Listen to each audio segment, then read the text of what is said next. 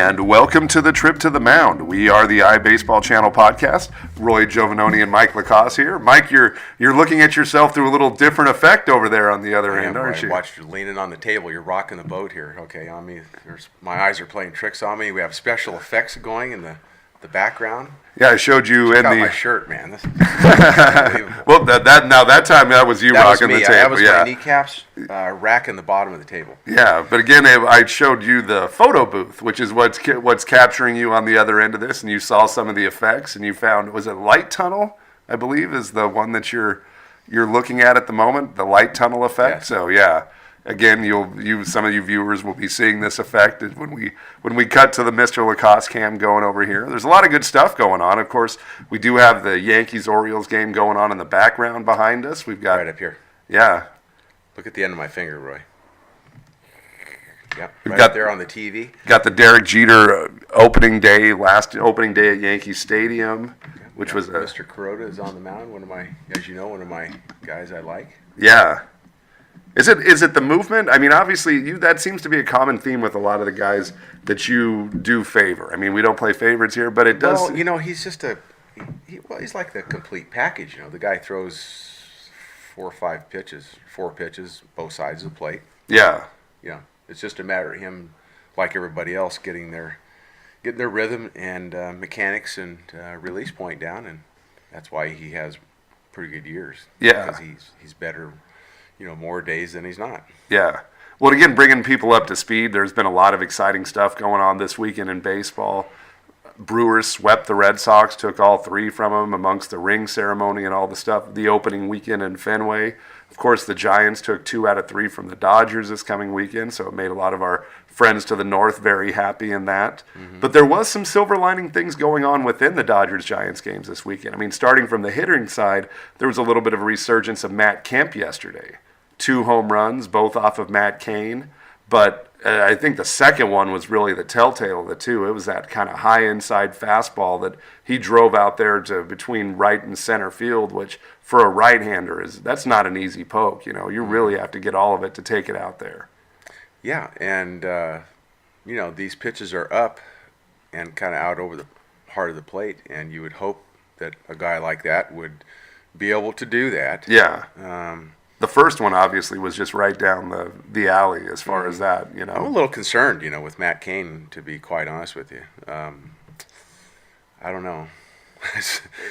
What I'm seeing is, I hope I'm not seeing. I hope he can he gets it together. But what I saw was just a 90-mile-an-hour fastball, pretty straight, lacking in command, and so the hitters are comfortable, knowing that he's trying to throw a strike. Yeah. And so now they're a little bit more aggressive, and that's why you see those things with the home run. You're seeing a little bit of... I don't see the good plane on the ball. I don't see the kind of the little bit of explosive life at the end of it. I'm kind of worried about that. Yeah. Because, I mean, again, is that what was really at the cornerstone of what made him effective when he was one of the game's best starters, was having that explosiveness at the end of the fastball? Yeah, he's had an interesting career where the first 4 or 5 years of his career where he just flat out dominated people, but he was doing it, Roy, with a mid-90s fastball with life on it and a nice hard slider. And when you can do that, then you're going to be tough. Yeah. So that's what we saw, but I don't think we're seeing that now.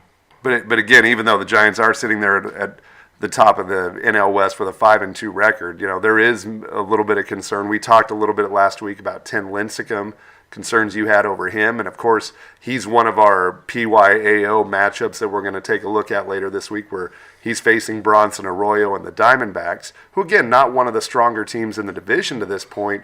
But I think if Cain is going to be giving up the long ball, as he's shown already to this point this year, it doesn't seem like it would be to the Giants' benefit if you had 2 guys doing that. You can't have him and Lincecum knowing that on those days hitters are going to hit him hard. I mean, that would seem like that's going to be an uphill battle in the NL West if that's how it's going for them. Yeah, and it seems like their bullpen at times has been kind of living on a shoestring a little bit. They've pitched out of some jams, created the jams, pitched out of a few, and have not pitched out of a few. Yeah.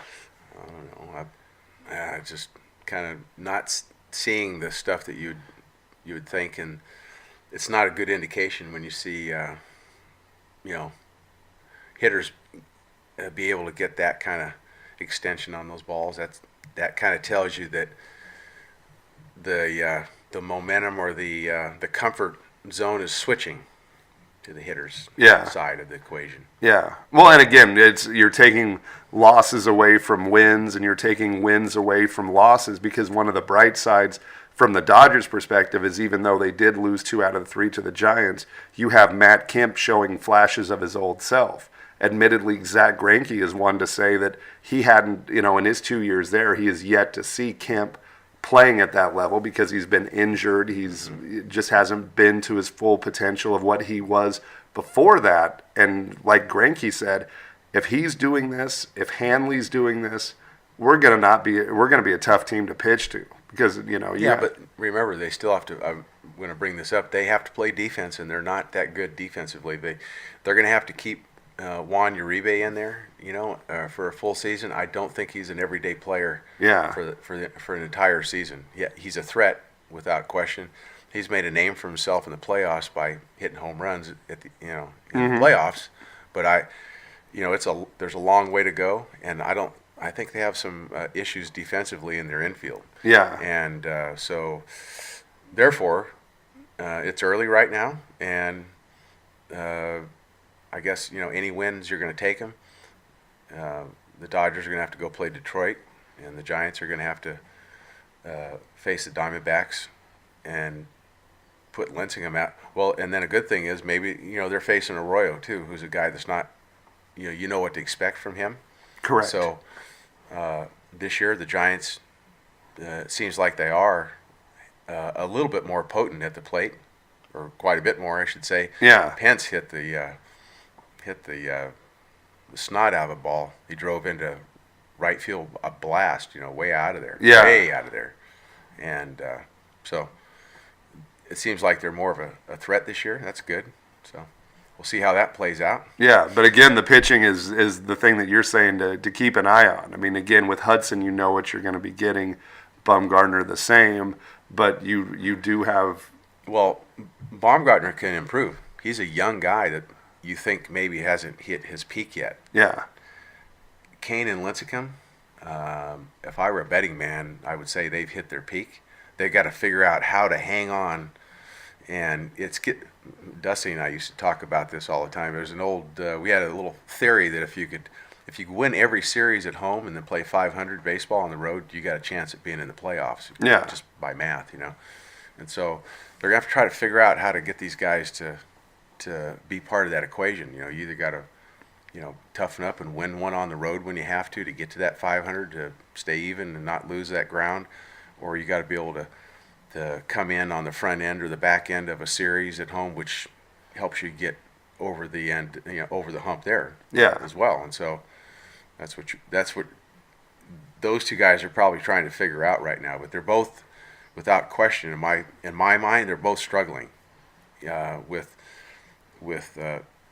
and we'll see how it plays out. But hitter as the season goes and the summer gets rolling, you start going around and facing guys 5 and 10 and 20 times and this and that, and you see how things can happen rapidly.